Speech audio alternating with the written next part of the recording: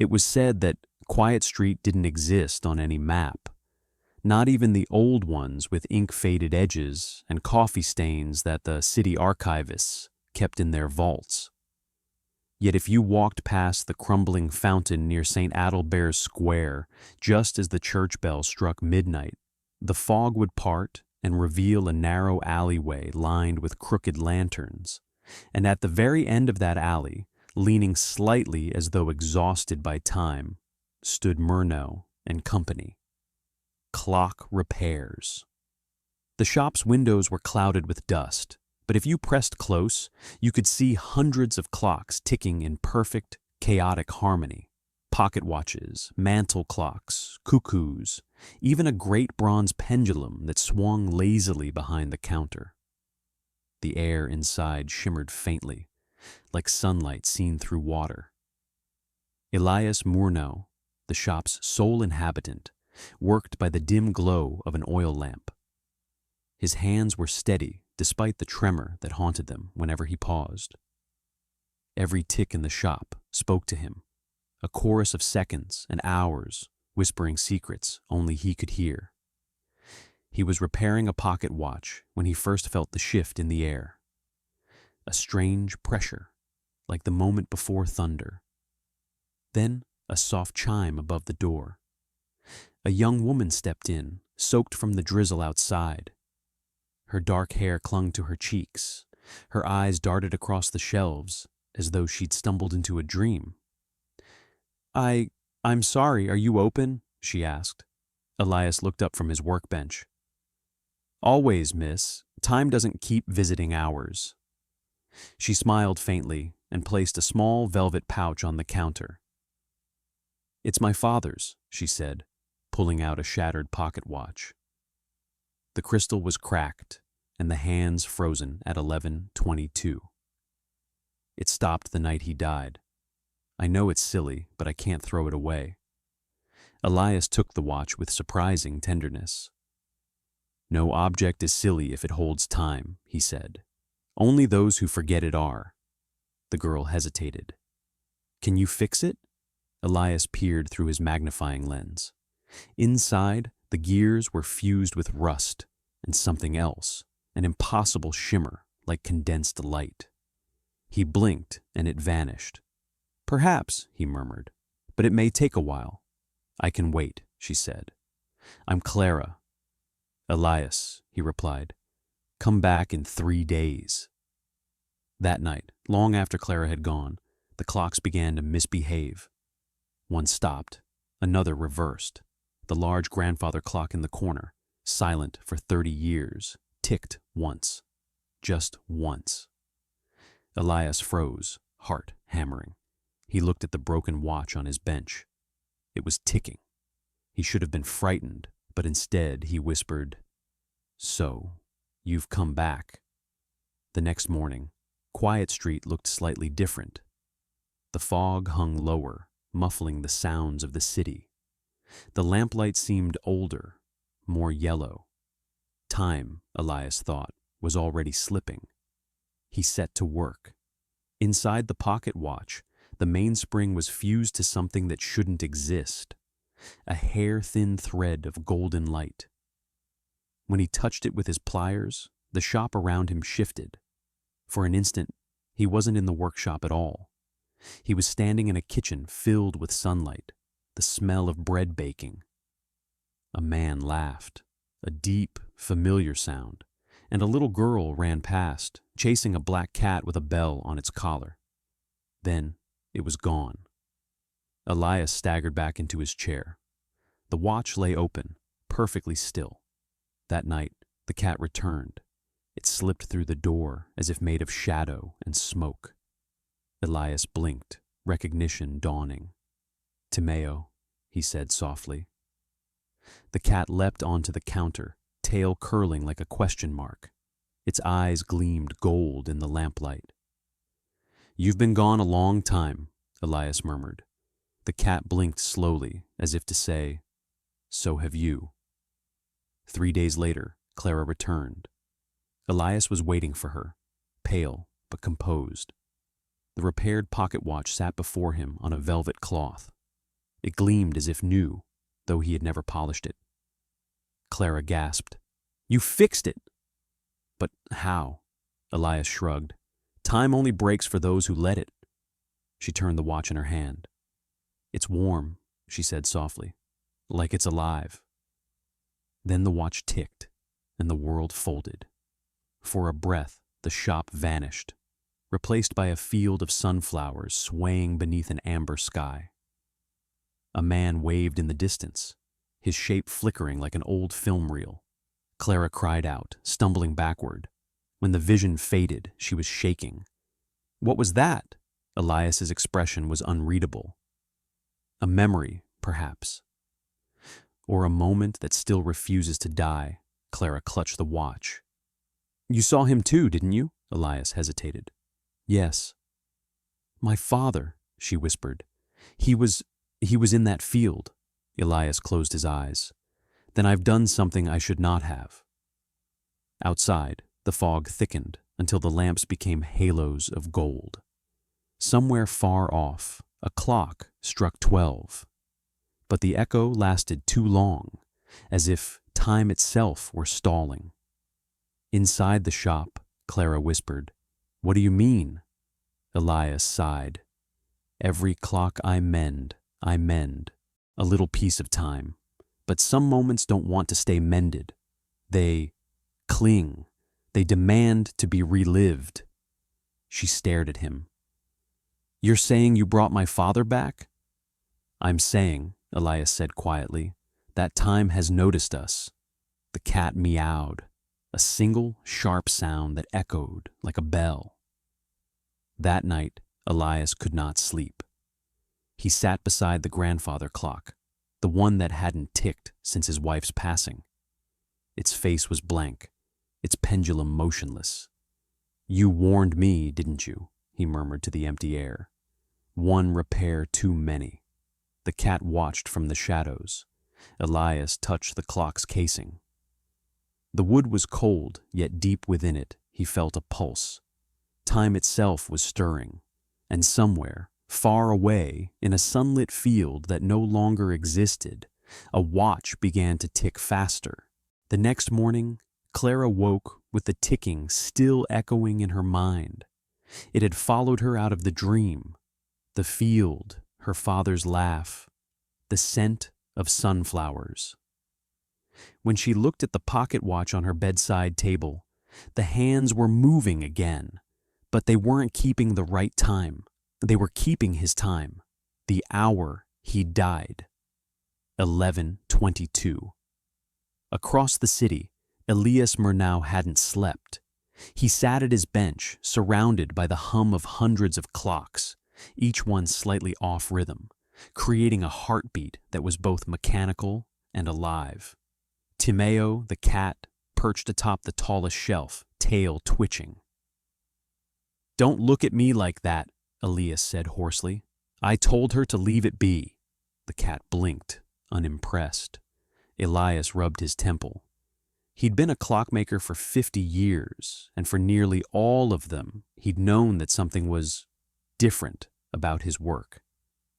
The first time it had happened was long ago, when he'd repaired the pocket watch of a grieving widow, and afterward she swore she'd seen her husband's shadow pass through the doorway once more. He'd told himself it was coincidence, grief's trick, but he'd been lying, to himself most of all. Each repair tugged at something unseen, each spring, each gear, hummed with the same strange resonance, as though every tick echoed backward as well as forward. He had been careful never to repair the same second twice, until now. Clara returned before noon. The shop's door creaked open, spilling light into the dim interior. Elias glanced up, startled. He hadn't expected her so soon. "It's doing something," she said, breathlessly, holding out the watch. "It keeps changing. Every time I open it, I see flashes, not just of my father, but of places I've never been." Elias gestured for her to sit. His face was pale. "Show me." She opened the case. At once the light in the room shifted, the shadows sharpened, and the sound of the clocks deepened until it became a single, synchronized rhythm. Within the pocket watch's crystal, a small image flickered. A man and a child standing by a frozen river. Clara gasped, "That's us!" "But I don't remember this day." Elias leaned closer, eyes wide. "You will." "What?" "Time isn't showing you the past," he murmured. "It's writing it." Clara stared at him. "That's impossible." "Everything is, until it isn't." The image in the watch changed again. This time, the little girl slipped on the ice. The man reached out, but the image froze before his hand touched hers. Clara clutched the watch to her chest. "No, wait." The clocks in the room all stopped at once. The silence was deafening. Then came the sound, a single heavy tick, and Clara fell to her knees. She was no longer in the shop. Snow crunched beneath her boots. The air was sharp, smelling of pine and smoke. A frozen river glimmered ahead. She saw the man, her father, standing there, waving. "Clara, careful, it's slippery." She stared, tears filling her eyes.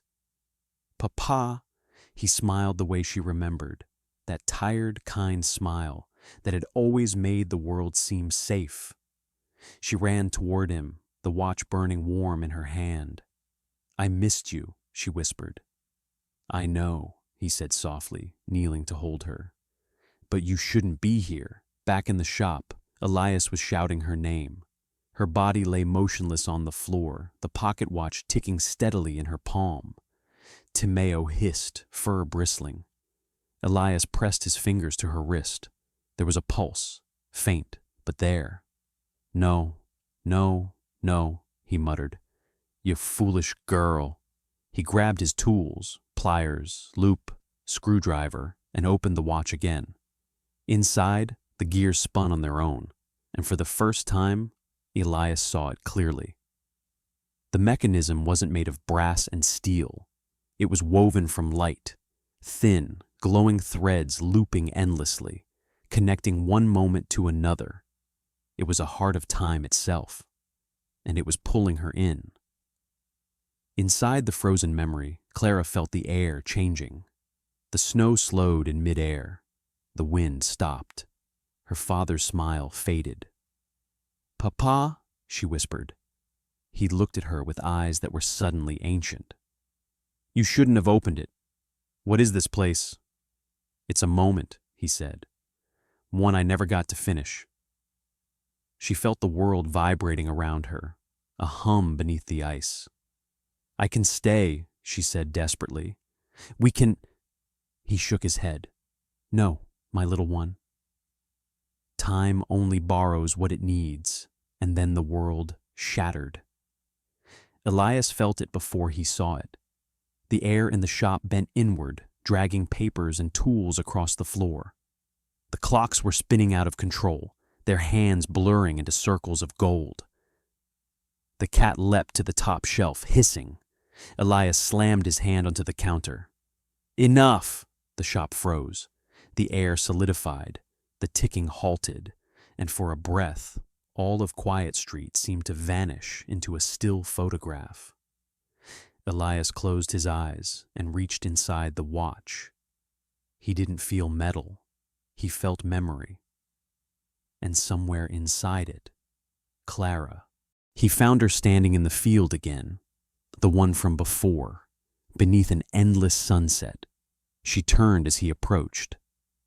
"You shouldn't be here." "I could say the same," he said with a faint smile.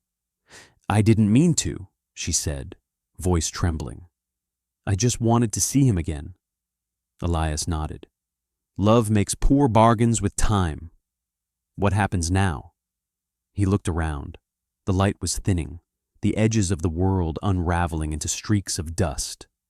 "You have to go back." "And you?" He hesitated. "I can guide you, but the way out always demands payment." She shook her head. "Then we'll find another way." Elias smiled sadly. If only time were that kind. He took her hand, and for a moment, They both felt the pulse of the real world, the steady heartbeat of every clock on Quiet Street. Elias concentrated. The threads around them tightened, glowing gold. "Hold on," he said. There was a sound like a bell breaking, sharp, crystalline. Then everything went white. When Clara opened her eyes, she was back on the floor of the shop. Elias was slumped against the counter, his face ashen, his breath shallow. "Elias!" she cried, scrambling to him. "Wake up!" He smiled faintly. "Good. You made it. What happened?" "I rewound the moment," he whispered, "but part of me stayed behind." The cat brushed against her ankle and meowed, low and mournful. Clara gripped his hand. "You saved me." Elias's gaze drifted toward the window. "No," he said softly. "Not yet." Outside, the fog had turned to gold. The clocks were ticking backward. At first, the change was almost beautiful. Outside the shop, the fog turned to ribbons of light that twisted through the alleys like molten glass. The bells of St. Adalbert's tolled endlessly, each strike folding back into the previous one so that the sound became a loop. Children's laughter drifted by, then repeated. A carriage rolled past twice in opposite directions. Time had begun to mirror itself. Inside the shop, every clock spun wild. Minute hands blurred into halos.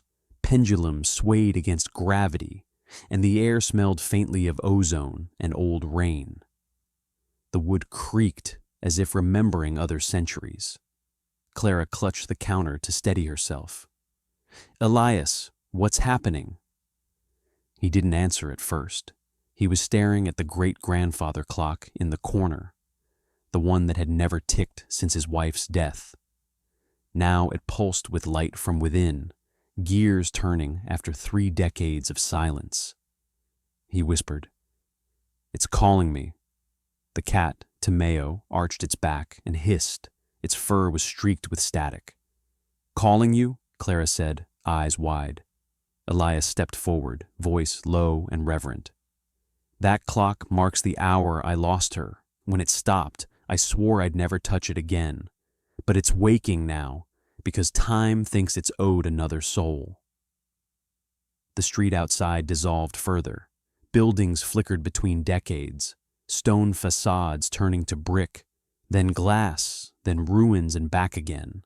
Pedestrians froze mid-stride, their faces serene, unaware they were trapped between seconds.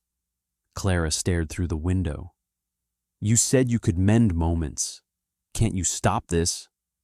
"I can try," Elias said, "but every repair takes from me." "You saw what one moment cost." "Then I'll help," he almost smiled. "Time doesn't accept 2 payments." Clara slammed her palm on the counter. "Then teach me." Elias looked at her. This stranger who'd walked in 3 days ago and somehow reignited the heart of time itself.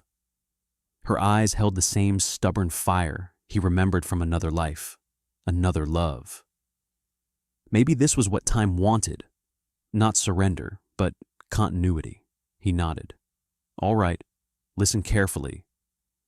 He opened the drawer beneath the bench and pulled out an old key.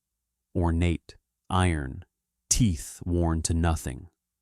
"Every clock has a master gear. The one in that case," he pointed to the grandfather clock, "is linked to everything on this street. If we can set it right, time will find its rhythm again." Clara swallowed. "And if we fail?" "Then Quiet Street becomes a loop forever. A pocket of eternity no one will ever find." She stared at him. "Then we don't fail." Together they approached the clock. Up close, it hummed like a living thing. The face gleamed with faint constellations, and inside the glass, Clara swore she could see scenes moving. People walking backward, rivers reversing, stars falling upward. Elias fitted the key into the lock.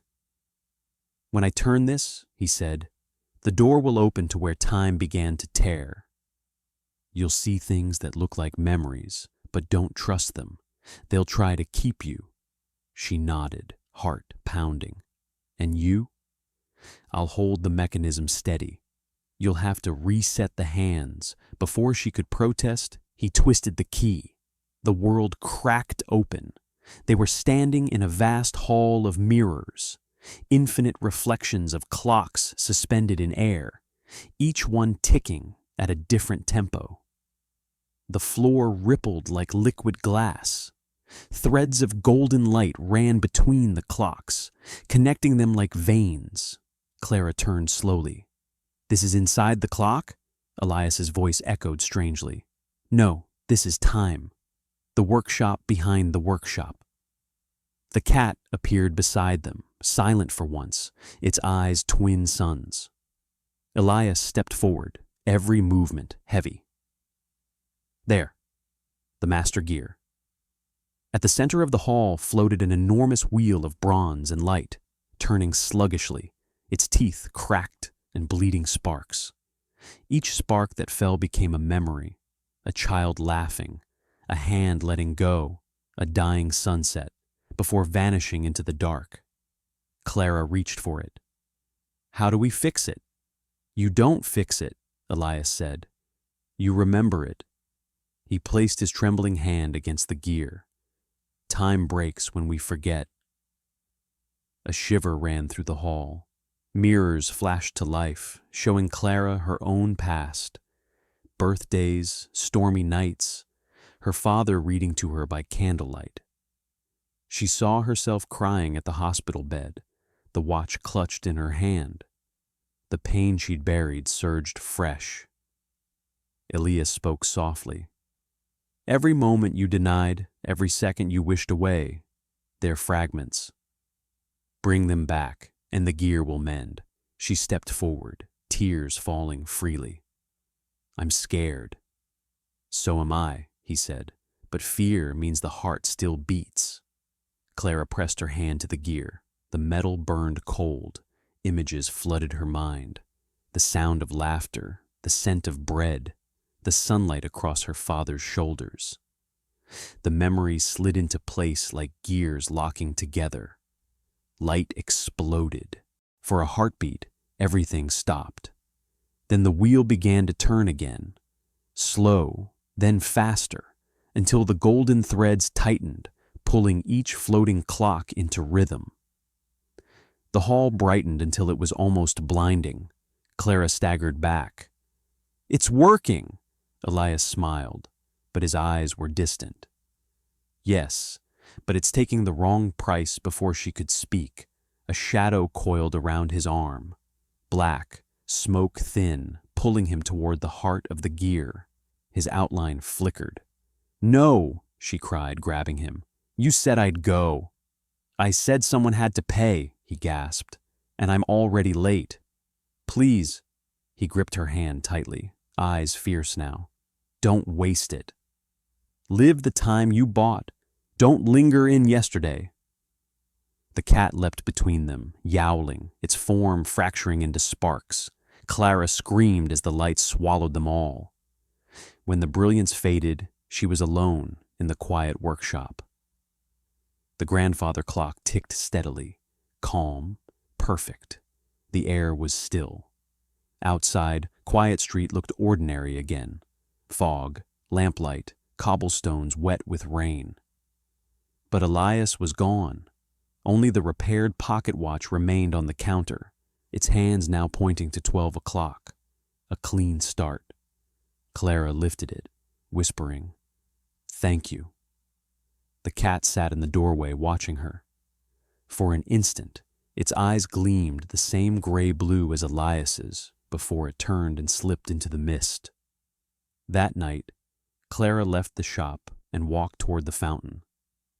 When she turned back, the alley was gone. No sign of Murnau and company, only the distant sound of a clock striking midnight. And yet, from her pocket, she felt the faintest tick, gentle, reassuring, a heartbeat that wasn't entirely hers. Clara never found Quiet Street again. She searched the city for weeks, tracing the alleys, counting the lamplights, following every rumor whispered by antique dealers and old shopkeepers. But wherever she went, the space where the shop had stood was always different. A blank wall, a florist, a street that simply turned the wrong way. Eventually, even the fog forgot its path. But she kept the pocket watch.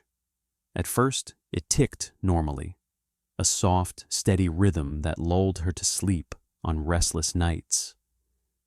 But sometimes, if she listened closely, there were two ticks, one following a breath behind the other, as if another heartbeat lived just beneath the first. She never told anyone. She just smiled and whispered, "Good night, Elias," before closing her eyes. Years passed. The world outside changed. The city grew taller, its trams faster, its clocks electric and soulless. Clara became a restorer herself, repairing old watches for collectors. She always worked by lamplight, always by hand, and her tools were the same Elias had left behind. A tiny screwdriver, a magnifying lens, and a scrap of cloth that smelled faintly of oil and pine. Sometimes, when she adjusted a particularly stubborn gear, she'd feel a faint warmth through her fingers, as if time were still watching. And in those moments, she'd look toward the window, expecting to see the fog parting and the faint outline of a crooked street. But it never appeared, until the day it did. It was raining hard that evening, the kind of rain that muffles the city into silence.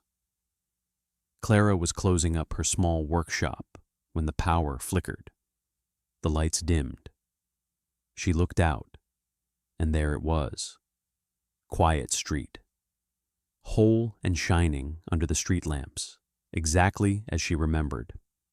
The puddles reflected the golden glow of windows that should not have existed, and at the very end of the lane, Murnau and Company. Clock repairs. She should have been afraid. Instead, she felt a calm certainty, like remembering a dream she'd once promised to finish. The cat was waiting by the door, dry despite the rain. "Hello, Timeo," she said softly. It meowed once and turned, leading her into the fog. Inside, nothing had changed. The shelves, the dust, the rows of clocks, all exactly as they had been years ago, frozen in perfect disarray. Even the faint smell of metal and tea hung in the air. Clara ran her hand across the counter. "Elias?" The silence seemed to listen. Then, from the corner, the grandfather clock chimed. 12 slow, deliberate beats. With each one, the room grew warmer, brighter. When the 12th struck, the glass on the clock's face rippled like water. Clara stepped closer. Through the glass, she saw the reflection of a man, older than she remembered, silver-haired, but smiling with the same weary kindness. Elias. "Hello, Clara," said his voice, muffled yet unmistakable. Her eyes filled with tears. How? "I told you," he said gently. "Time doesn't keep visiting hours." She reached toward the glass, her fingers trembling. "Where are you?" "Here and not. The clock keeps me. I held the line when it broke, and time kept its promise." She laughed through tears. "You always said it keeps poor bargains," he smiled. This one was fair. "I gave it a life. It gave me eternity. Or something like it." Clara shook her head. "That isn't fair at all." "It's enough," he said. "And now it's your turn." The glass brightened. Inside, behind Elias's reflection, Clara saw something vast, endless corridors of light and turning gears, each shining like stars. The workshop of time itself. "Why me?" she whispered. "Because you remember," he said. "Because you never stopped listening." The cat leapt onto the counter and meowed once, impatiently. Elias chuckled. "He's been waiting too." Clara stared at the watch in her hand. Its hands were still, frozen at 12. If I step through, what happens? You'll keep time, Elias said simply. The way I did. The way it always continues. And if I don't? Then you live, grow old, forget. The world will keep turning. She stood there, trembling, caught between two eternities. One human, one endless. Finally, she smiled. Then let's not keep the world waiting. She placed the watch on the clock's face. It clicked into place like a key. The light flared. The fog outside rolled through the doorway, carrying the sound of every clock in the city striking at once. A great, thunderous symphony of hours aligning. When it faded, the shop was empty. The cat curled up on the counter, purring. In the years that followed, people sometimes spoke of a street that appeared only on foggy nights. A narrow lane filled with the sound of ticking, leading to a shop that smelled of rain and memory. Inside, they said, a woman with bright eyes and steady hands could fix any clock, even ones that had been broken for decades. Her sign read, Murnau and Novak, Clockmakers of Quiet Street. And though no one ever remembered finding the place twice, many swore that for a few days afterward, their lives felt a little more aligned. Old regrets softened. Forgotten laughter returned. Lovers called just before a parting could harden into goodbye. And somewhere, beneath the ticking, they thought they heard a second heartbeat, the last tick echoing forever.